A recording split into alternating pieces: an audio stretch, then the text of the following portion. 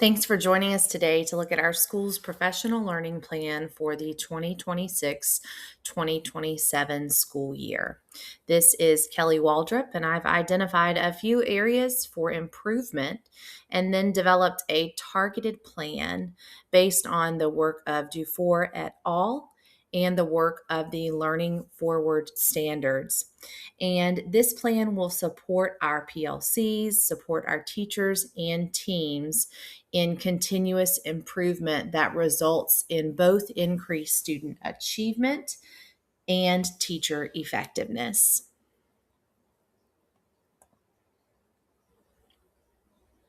I've identified our areas for improvement based on our school improvement plan goals regarding attendance and student achievement data, as well as some other data that exists through observational, anecdotal experiences in PLCs.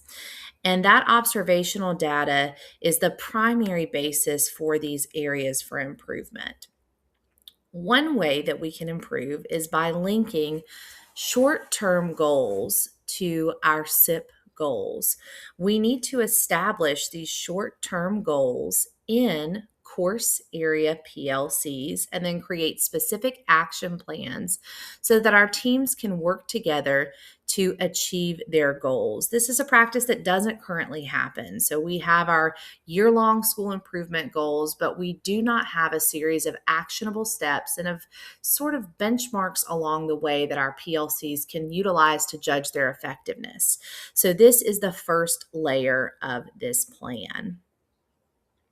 Additionally, teachers and PLCs will utilize lesson study. And this is an area for improvement that I found in the discussion boards for this course this semester. One of the best suggestions from the discussion board encouraged me to include lesson study, where teachers would intentionally study the effectiveness of one agreed upon instructional strategy over time. Teachers and PLCs will collect evidence, reflect on student outcomes, and then refine that strategy. And doing this together would strengthen both individual practice and collective teacher efficacy. And of course, our end goal in mind is results oriented. We will see how these lessons support improved student achievement.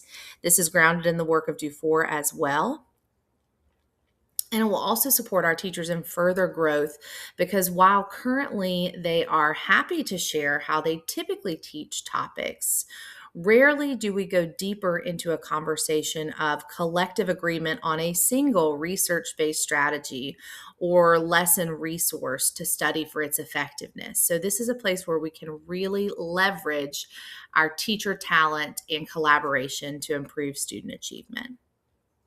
And then finally, we're going to incorporate self-assessment at the PLC level, at the teacher level, and at the student level.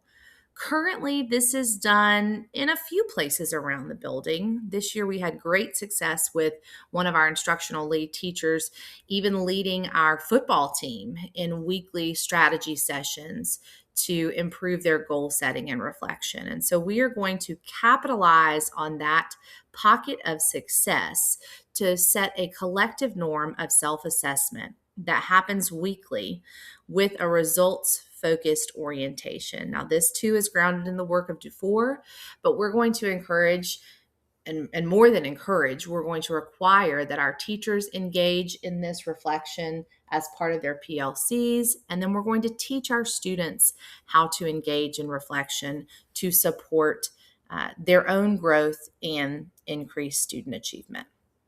So let's talk about the layers of our targeted plan. Within our targeted plan, we're going to begin with clear norms and collective commitments and expectations. Dufour et al. Speak extensively on the requirement of having clear norms and collective commitments that guide the work of a PLC. This is also grounded in the Learning Forward Standards, specifically in professional expertise, learning drivers, evidence, the culture of collaborative inquiry, and leadership. And one of the things that I discovered throughout crafting this plan is how all of the Learning Forward standards are reflected in solid practice. So you'll see here and in a few other places where I specifically identify certain standards, but I also want to recognize that all of the standards are wrapped into the work that we do as educators if we are doing our job well. The next layer of our targeted plan involves understanding our students and their backgrounds. Dufour's book doesn't talk so much about this, which was surprising to me. While Dufour's work focuses on student achievement, it only mentions a few times engaging students and creating a culture of caring because learning by doing is so focused on the work of teacher actions. However, the body of this work is focused on supporting students and getting them where they need to be. And so I don't doubt for a moment that Dufour supports knowing our students, knowing their backgrounds, understanding and supporting them.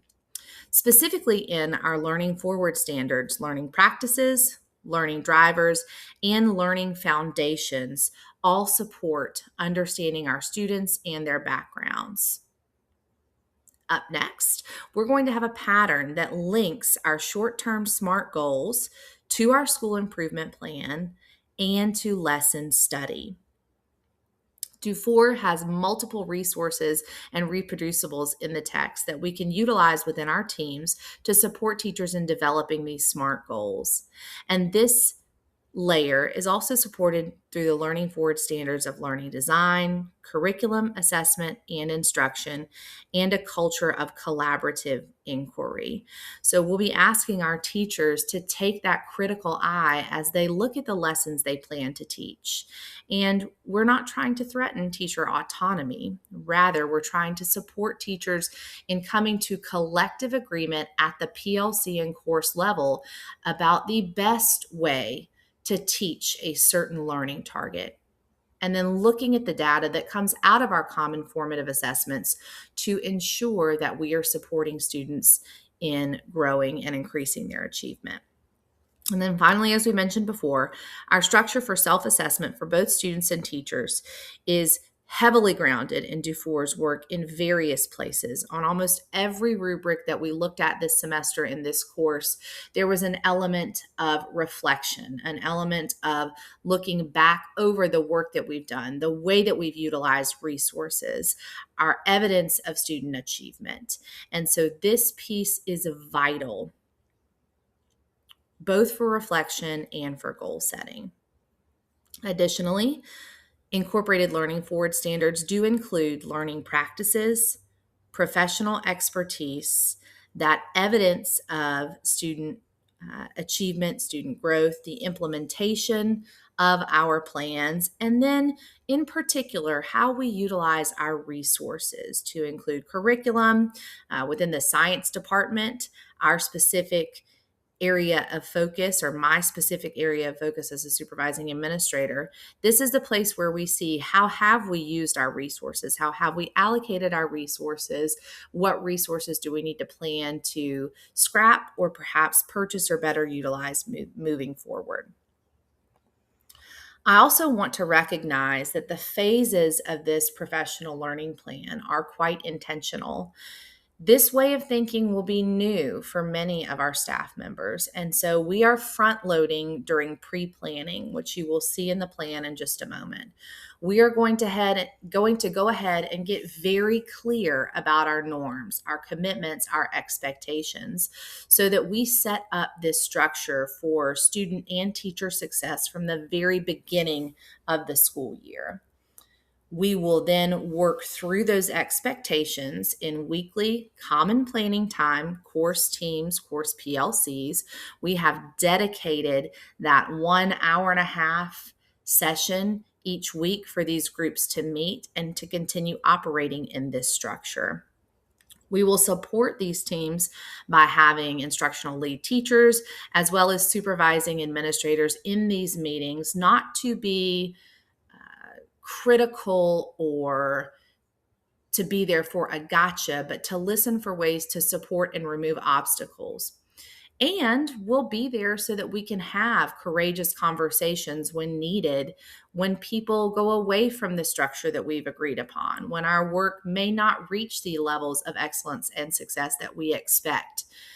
We'll be there to support each other in that process. And then once a month, we're going to meet as a large group so that we can go over additional professional learning needs to support teachers through the multiple layers of this plan.